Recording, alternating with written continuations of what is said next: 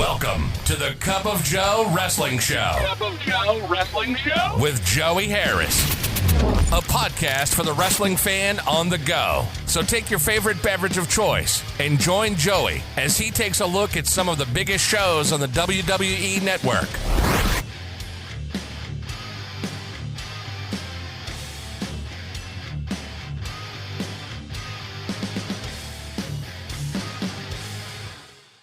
From makeshift studios deep in the heart of stately Maine Manor, this is the Cup of Joe Wrestling Show.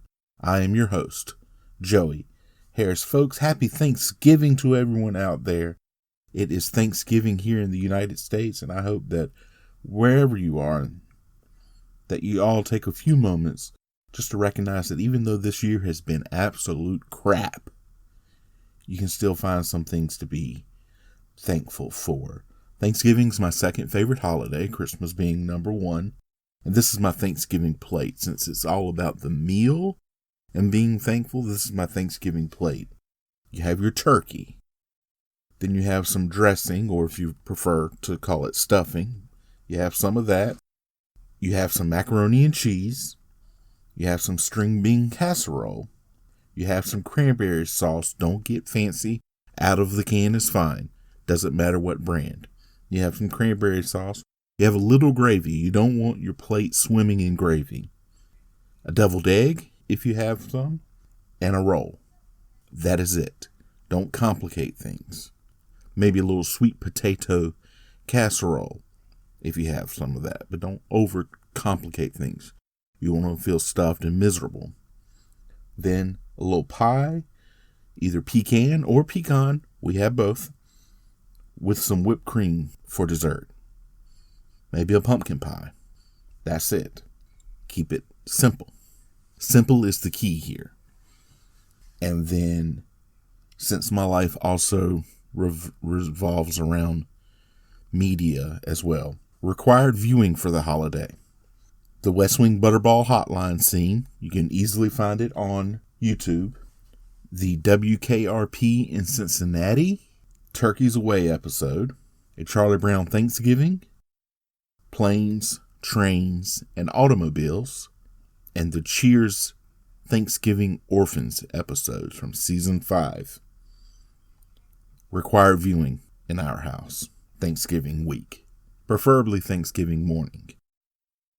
And when you think Thanksgiving and wrestling, you got to be talking about the granddaddy of them all, Starrcade. So today we're going to be looking at Starrcade 83 from the NWA and Jim Crockett Promotions. Starrcade 1983 took place November the 24th, 1983 from the Greensboro Coliseum in Greensboro, North Carolina. There were 16,000 in attendance and many more watching via closed circuit TV from locations around the globe. This is the beginning of the big show feel for wrestling. There have been big shows before that on closed circuit, big shows after that certainly, but this is the beginning of the big show feel of the 80s. Because Thanksgiving night was always a big night for wrestling. Thanksgiving night, Christmas night. Usually in between they had it kind of a downturn in wrestling, but those two nights really big nights for wrestling. We start out and we see the Assassins and Paul Jones in the ring as we hear Gordon Solie say that this is the night indeed. We go directly to our first contest. The Assassins with Paul Jones versus Rufus R. Jones and Bugsy McGraw. Assassin number 1 and McGraw start back and forth. Assassin number 1 with some stiff shots, and McGraw counters with a knee to the stomach. Assassin number 1 knocked down. Assassin number 2 tagged in. McGraw slams and hip tosses Assassin number 2. Jones tagged in and misses a roll-up, but still gets a 2 count. He headbutts Assassin number 2's arm a few times, then tags McGraw back in. Assassin number 1 also tagged in. Assassin number 1 with an arm lock. Jones tagged in. Assassin number 1 trying to get out of the armbar. It's all Jones at this point. He does a big corner whip onto Assassin number 1. Assassin number 1 with an eye rake. Assassin number 2 tagged in, pounding Jones, who tags in McGraw. McGraw clears the ring. All 4 in now.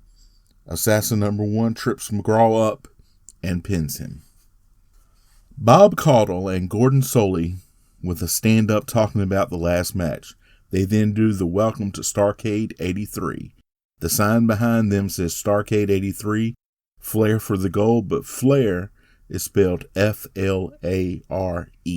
Tony Schiavone is in the dressing room.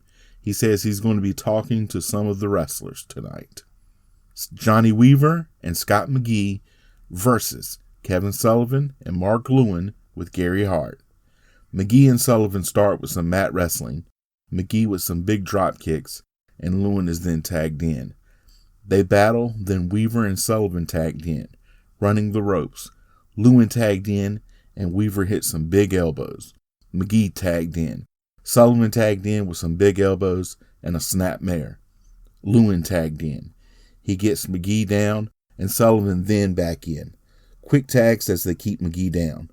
Lewin with a shoulder hold. McGee drags him to Weaver, but the referee waves the tag off. McGee fighting hard, trying to make his way back to Weaver. He then makes the tag, and Oklahoma Stampede gets a 2 count. Lewin tagged in. He hits Weaver, then Sullivan back in. They keep switching off, and McGee comes in. Referee Sonny Fargo goes to kick him out, and Lewin comes with a foot off the ropes and a knee to Weaver's arm. He gets the pin on Weaver. Hart comes in, and McGee drop kicks him, and Hart pulls something out of his boot and gives it to Lewin. Johnny Weaver, Scott McGee, and Angelo Mosca are all attacked, and McGee is busted open. Mosca carries him to the back. Barbara Clary talks to some of the fans who thinks Ric Flair is going to win the main event. Tony Schiavone talks to Harley Race, who is dressed in a fine suit. He is flanked by the Briscoe brothers and Greg Valentine. He says that Greensboro is the last place that he wants to be, but that he knows what Ric Flair's shortcomings are. Carlos Colon versus Abdullah the Butcher. Gordon Soley says that this match was banned in Puerto Rico. Abdullah with the early advantage. He gets Colon down. Colon trying to come back. Caudle calls Colon a young man a full 10 years before Gorilla Monsoon would do it at the 1993 Royal Rumble. Abdullah has a foreign object that Colon gets and uses on Abdullah, and then he bites Abdullah. Abdullah is now bleeding. Color me shocked. He uses the object for several minutes. Colon with a high knee lift. Abdullah is down. He gets a 2 count. The referee gets knocked down. Colon gets the figure 4 on. Hugo Savinovich comes charging in, knocks Colon out, and Abdullah gets the pin. The crowd then boos. Tony Schiavone interviews Angelo Mosca, who has his arm bandaged from the attack earlier in the night. Mosca says that he is fired up and will be the referee for the tag match coming up. He says that Mark Lewin is a malicious man and will pay. The camera then pans out and Scott McGee is beside Mosca and is still openly bleeding, not bandaged or even cleaned up. Angelo Mosca fails as a friend. Mosca says that Ric Flair is ready for tonight. Barbara Clary interviews more fans who say Ric Flair is going to win. Wahoo McDaniel and Mark Youngblood versus Bob Orton Jr. and Dick Slater. Dusty Rhodes is announced to the crowd, but you don't see him. McDaniel and Orton start. They trade shots. McDaniel gets Slater down, and Youngblood is tagged in. Slater gets a 2 count from a double leg takedown. Youngblood with an arm lock. Slater gets a leg pickup, and Youngblood kicks him off. Slater hits a Russian leg sweep, and Orton gets tagged in and hits a backbreaker on Youngblood. He misses an elbow drop. Youngblood with a hip toss. Then Slater tagged back in, but he rethinks it, and Orton stays in. Slater then does come in, and he and Orton do a backbreaker elbow drop combo. Slater with some jabs at Youngblood. A gut-wrench suplex gets a 2 count for Slater. It goes outside, and Orton stomps Youngblood. He hits a backbreaker on the barricade. Back in, Slater kicks Youngblood. Orton tagged in with a headlock. Youngblood fighting back, but Orton hits a stomp, and goes back to the headlock. Orton tagged and hits a back elbow. Slater hits a suplex. Youngblood counters a piledriver into a backdrop. He tags McDaniel in. He cleans house and drops an elbow on Orton for a 2 count. Slater tagged in. They trade blows. Slater with a belly-to-back suplex. He gets 3 2 counts.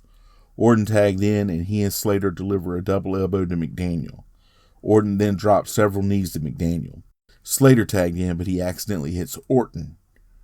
Youngblood tagged in, and Orton knee knocks McDaniel off of the apron. Youngblood hits a drop kick on both men. He misses one to Orton. They set Youngblood up for the superplex, and Orton gets the pin. They continue fighting after the match. Orton and Slater both go down on McDaniel's arm on the apron. Officials come in to check on McDaniel. Tony Schiavone interviews Ric Flair, Jay Youngblood, and Ricky Steamboat. Flair says he is prepared to take the title. Youngblood says their match is important. Steamboat says they are prepared. Barbara Clary interviews Dusty Rhodes in the crowd, but the mic doesn't work, so you can't really hear anything that is being said. NWA TV title match. Title versus mask. Charlie Brown from Out of Town versus The Great Kabuki with Gary Hart. The TV title is only up for grabs in the first 15 minutes of the match. Brown is, of course, Jimmy Valiant under a mask, but the joke is that it's so obvious. Brown comes at Kabuki hard. It goes outside, and Brown slams Kabuki into the barricade. Then he slams a chair into him, then rams him into the post. He then chokes Kabuki. Brown gets Kabuki in a sleeper. He gets him down, and Kabuki grabs for the mask. Brown goes back to the sleeper. Hart reaches out and puts Kabuki's foot on the ropes. Kabuki comes back with kicks and chops. Kabuki then puts the claw on Brown. Brown then comes back with a backdrop. Back and forth. Kabuki goes to the ropes and drops the claw again. Brown fighting back. The crowd comes to life. Brown gets up, but Kabuki immediately goes back to the claw. He gets a 2.5 count. Kabuki goes and hits a chop from the top rope. Brown keeps trying to come back. Kabuki tries to go for the mask. A kick knocks Brown down. Brown comes back and hits an elbow to get the pin. The crowd goes crazy as Brown has won the television championship. Bob Caudle and Gordon Soley interview Dude Walker from G105 Radio, who says Ric Flair is going to win the main event.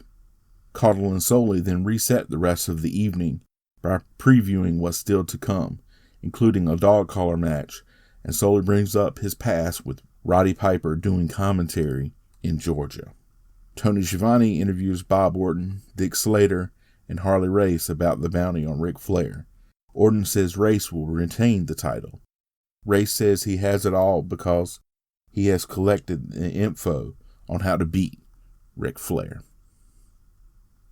Barbara Clary again interviews Dusty Rhodes, this time in a backstage area. He challenges the winner of the main event to a match.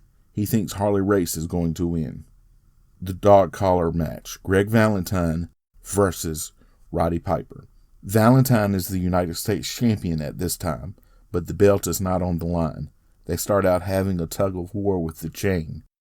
Piper hits Valentine with the chain. They trade blows. They both try to control the chain. Piper gets it and batters Valentine. Valentine striking back. Valentine gets the chain and beats Piper's head and ear with it. He wraps the chain around Piper's head. Piper fighting back and has the chain around the mouth of Valentine. He wraps the chain around the post and punishes Valentine in the corner. Valentine is then busted open. They then go outside, Valentine pounding on Piper's ear. It goes back outside as both men are now bloody. Valentine punishes Piper's head with the chain. Piper trying to fight back. Piper swinging wildly. Valentine drops an elbow, then another for a 2 count. Valentine pulled down and Piper charges and attacks him and the crowd comes alive. Piper attacking with the chain. Both bleeding freely. Piper landing blows. Valentine wraps the chain around Piper's throat. Valentine then drops a knee but can't get the pin. Piper gets a suplex. Both men down and the referee starts a dual count. Both men then back up. They trade blows. Valentine gets a sleeper on. Piper does not go out. He reaches up and hits Valentine with the chain. Valentine then drops an elbow from the second rope. Piper comes back, beats Valentine with the chain, wraps his leg up with it, and gets the pin. The crowd loves it, but Valentine attacks Piper after the bell. He chokes Piper with the chain. Bob Caudle and Gordon Solie talk about the last match. Tony Schiavone interviews Ric Flair. He talks about the injury to Wahoo McDaniel, who is sitting beside him, as well as being ready for Harley Race. McDaniel says that his money is on Ric Flair. Barbara Clary talks to Don Kernodle. He thinks that the tag title match is going to be a good one, and that Ric Flair is going to win the main event. NWA World Tag Team Championship match, Jack and Jerry Briscoe versus Ricky Steamboat and Jay Youngblood. Angela Mosca is the special guest referee, and the titles can change hands on a disqualification. Kernodle comes in and shakes everyone's hand and then leaves. Jack and Steamboat start. Steamboat with some leapfrogs, back and forth. Jerry tagged in. Steamboat with a drop toe hold, and Jack tagged back in. Steamboat with an arm drag. Jerry tagged back in. He tries to bring Steamboat out of the corner. Jerry with some big left hands. Steamboat counters with some big chops, and Youngblood tagged in. He gets Jerry in the corner, and Mosca breaks that up. Youngblood slammed by Jerry, but holds on and gets Jerry in an armbar. Steamboat tagged in and delivers a chop from the top rope to Jerry's arm. Quick tags by the Faces who clean house. Jerry coming back and drops a knee on Steamboat's throat. Steamboat coming back. Jerry gets a double underhook suplex for a 2 count. Jerry with the big armbar. Steamboat lifts up Jerry and slams him down. Both Jack and Youngblood tagged in. Jack hits a suplex. Jerry tagged in, and he and Jack do a double tackle on Youngblood. He gets a 2 count. Another suplex gets another 2 count. Jerry shoves Mosca after saying he counted slow. Mosca pushes him back. Youngblood knocks him down and tags Steamboat in. He also knocks Jerry down. Youngblood tagged back in and hits a double chop. Steamboat picks Youngblood up and slams him down on Jerry for the pin. We have new tag team champions. The Briscoes then knock Youngblood out and put the figure 4 on Steamboat and try to break his leg, but Mosca stops them, so they go after Mosca. Then all 4 start brawling. They show the credits for the event. They show Ric Flair pacing in the dressing room. Tony Schiavone interviews Charlie Brown. He just rants and assaults Schiavone. Schiavone then interviews Roddy Piper. He says that he is going to take Greg Valentine's United States title next. Schiavone then interviews Jay Youngblood and Ricky Steamboat, who says they aren't closet champions and will take on anyone. Gordon Solie and Bob Caudle talk about the main event coming up. They then talk about the new tag team champions and Roddy Piper.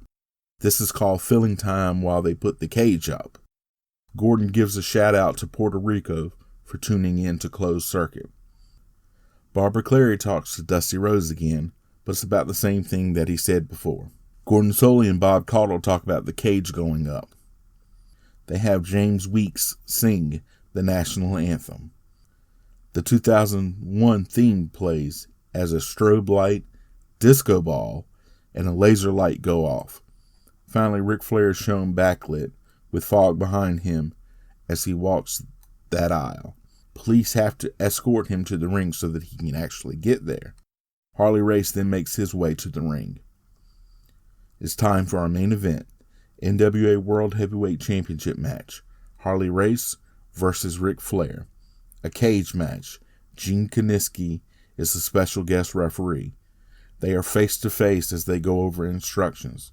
The bell finally rings. They go back and forth. Flair gets a side headlock on, then an elbow and a snapmare to Race. Race hits a high knee, but misses a headbutt. Flair goes back to the headlock. They go back and forth and Race hits a suplex. Race misses the headbutt again, but reverses a slam. He drops the knee again. He chokes Flair with a knee across the throat that Kiniski breaks up, which makes no sense as they had said at the beginning of the match that this is no disqualification. Race knocks Flair around with punches and knee drops. Race hits a pile driver. It gets a 2 count. Race works on the neck. Race then hits a neck breaker for a 2 count. He then runs Flair into the cage and then drives Flair into the mat. Flair trying to come back. Race then hits the headbutt. He is run into the cage again and again, and Flair is bleeding. Race beating Flair into the corner. Flair then opens up the chop house. Race with another headbutt to Flair. Race whipped into the corner buckle. Race run into the cage and he is also bleeding. Flair hits a sloppy looking pile driver for a 2 count. Flair then hits a double underhook suplex. He runs Race back into the cage. Race comes back and runs Flair into the cage and headbutts him. Kiniski getting in the way so often that it's taking away from the match. Flair hits the chop and gets a 2 count. Flair unloading on Race. Flair hits a back body drop. Flair then gets the figure 4 on. Race reverses it into the ropes. Race tries for a suplex, but his leg buckles, and Flair gets a 2 count. Race gets Flair down and delivers the second rope headbutt. It gets a 2 count as well. Race hits a suplex that gets another 2 count. Race drops a knee. Race driving his foot into Flair's face. Kiniski pulls Race away by the hair. Flair reverses a suplex. He then misses an elbow drop. Kiniski then accidentally gets hit by Race. They fight into the corner. Flair chops Race off and hits the top rope body press to get the pin and win the title, and the crowd absolutely loves it. All of the faces come out to celebrate Flair. His then wife Beth comes into the ring to congratulate him and gets covered by his blood as she hugs and kisses him. Flair then gets on the mic and thanks everyone. He is then shown leaving the ring.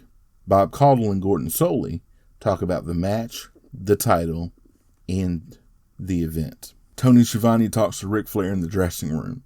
Flair is humble and emotional. Ricky Steamboat comes over to congratulate him. He then gets showered with champagne. Dusty Rhodes comes in and says that his time is coming and he and Ric Flair will meet for the title. He then leaves. Bob Caudle and Gordon Soley talk about Dusty Rhodes' challenge and about Harley Race and where he goes from here and what the future holds for Ric Flair. Barbara Clary talks to Harley Race. He's very morose and quiet. He says nothing is going to stop him from getting the title again, and he isn't going away. Tony Schiavone talks to Ric Flair, Ricky Steamboat, and Jay Youngblood. They are very calm and quiet. This is called filling satellite time. They run out of things to say. Bob Caudle and Gordon Soley recap the evening, thank everyone, and sign off from Greensboro with a video package of the evening. So where did they go from here? The push for big matches with big names and supercars being shown remotely pushes us towards pay-per-view. At the same time, the expansion is underway. People are looking to expand beyond their territories, and as a result, the territory system is slowly crumbling away. Jim Crockett Promotions is going for consolidation. In the next few years, they will expand and buy into Florida as well as the Mid-South territory. And that leaves them head-to-head with Vince McMahon, and we all know how that worked out for them. But that's a story for another time. Hey folks, if you like the show, please leave a review in iTunes, Apple Podcasts, or your podcast platform of choice. There are a number of ways that you can contact me. You can follow the show's Twitter at Cup of Joe Pod. You can email the show at cupofjoewrestlingshow@gmail.com. You can follow me on Facebook, Twitter, and Instagram. I am at the Joey Harris. Thank you for joining me this week. Have a happy and safe Thanksgiving. This is Joey Harris saying so long from Stately, Maine Manor. The Cup of Joe Wrestling Show is a production of Baby Kangaroo Media.